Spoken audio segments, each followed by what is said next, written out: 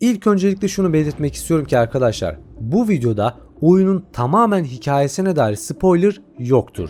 Ancak çok ince detaylarla birlikte sizlerin gözden kaçırdığı veyahut da bu hikayenin ana olgusuna etki eden küçük hikayeleri sizlere anlatmak istedim.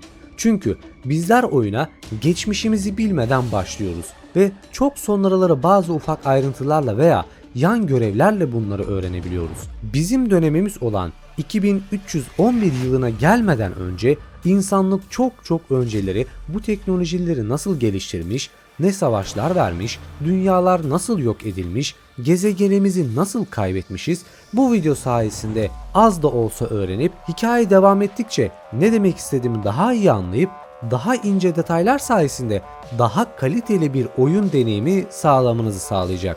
O yüzden arkanıza yaslanın ve bu videonun keyfini çıkartın. İnsanlık teknolojide çığır açarak Güneş sistemini araştırmaya başlamıştı. Bu yeni keşifler sayesinde var olan teknolojisi her geçen gün daha da ileriye giderek insanlığı bambaşka bir evreye taşıyacaktı. Bu evre uzayın derinliklerine çıkmanın başlangıcı olacaktı. Ancak bununla beraber insanoğlu büyük bir sorunla baş etmesi gerekecekti. Yeni uzaylı formları, insanlık tarihinin görüp görebileceği en büyük savaşları, milyonlarca canlının yok olmasını ve onlarca gezegenin paramparça edilmesine şahit olacaktı. En kötüsü ise kendi gezegenleri olan dünyanın yok oluşuna. Starfield evreni sıradan bir oyun olmamakla birlikte arka planında birçok hikayeyi barındırmakta. Ben de sizlere bu hikayeyi hem kronolojik hem de gözden kaçan küçük ama etkili detayları anlatacağım. Bu sayede oyuna bakış açınız eminim ki değişecektir. Bu yüzden bu emeğimin karşılığı olarak videoyu beğenebilir, yorumlarda fikirlerinizi belirtebilir veya kanalıma abone değilsen abone olabilirsin. Katıl üyesi olan takipçilerime çok teşekkür ederim ve hala Discord sunucuma gelmediysen sakın gelmeyi unutma.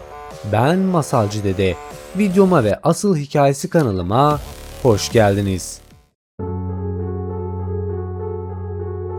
İnsanlık ilk büyük keşfini 2050 yılında Mars gezegeninde buldukları bir eser ile başlar. O tarihe kadar insanlık Güneş sisteminin dışına çıkmayı başaramamıştı.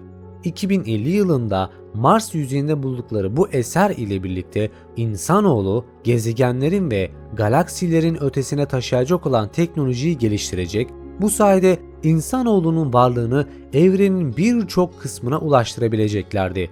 Bu teknolojiyle beraber insanlık büyük bir hata yaptı. İnsanlık geliştirmeye başladıkları bu teknoloji sayesinde farkında olmadan da olsa dünyanın manyetosferini yok etmeye başlamıştı. Teknoloji 2100 yılına gelindiğinde sadece Güneş sistemi değil, galaksilere kadar yolculuk yapabilmesine olanak sağlamıştı. Ancak çok geçmeden yani 2150 yılında dünyayı Güneş'ten koruyan manyetik kalkan bu teknolojinin gelişmesiyle beraber yok oldu. Dünyadaki radyasyon seviyesi her geçen gün artıyor, dünya çölleşiyor, canlılar ise ölüyordu. Bu sebeple insanlık dünyayı terk etmek zorunda kalmıştı. Yeni evleri olan Alpha Centauri'ye olmuştu.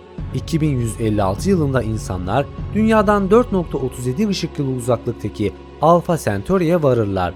Burada ilk kolonileri kurmaya başlarlar ve tarih 2160'a geldiğinde Yeni Atlantis bu kolonilerin başkenti olur. İnsanlık gelişmeye ve yeni koloniler kurmaya başlar. Bu beraberinde daha da büyük sorunları ortaya çıkartır. Çünkü artık insanlık evrenin dört bir yanına dağılmış bir vaziyette yaşarken kendi içlerinde ise gruplaşmaya, bu gruplaşmanın beraberinde de farklı fikirlerin gelişmesine neden olur. Bu koloniler var olan fikir ayrılıkları neticesinde çatışmaya başlarlar. Tarihler 2194 yılını gösterdiğinde Birleşik Koloniler, kısacası biz buna UC diyelim, Naryon sistemindeki Deep alanın etrafındaki yörüngede konumlandırırlar. Naryon sisteminin bağımsız halkaları bunu koloni sınırlarını genişletme girişimi olarak görüyor ve Birleşmiş Kolonilerin yani UC'nin bu girişimine durdurulmasını talep ediyor. UC reddettiğinde Naryon halkı 2195'te sistemi korumak için harekete geçen Özgür Yıldız kolonisini kurmak için oy kullanır.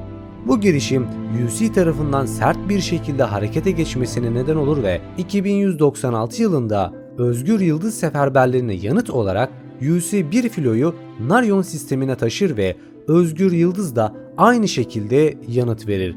Böylelikle Naryon Savaşı başlar. 2216 yılında Naryon Savaşı halkın duyarlılığı arttıkça devam eder.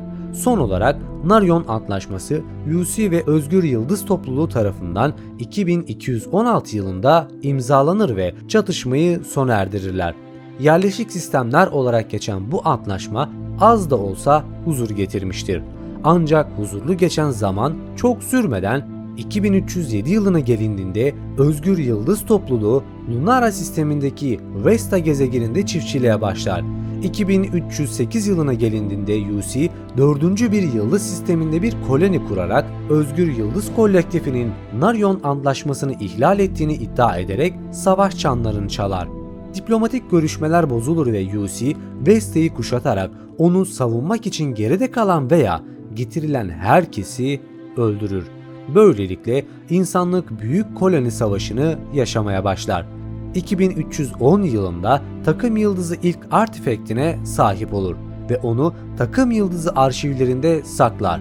Bu takım yıldızı grubu oldukça gizli araştırmalar yaparak insanlığı ve kendilerine en üst düzeyde tutmayı hedefleyen bir misyona sahiptir.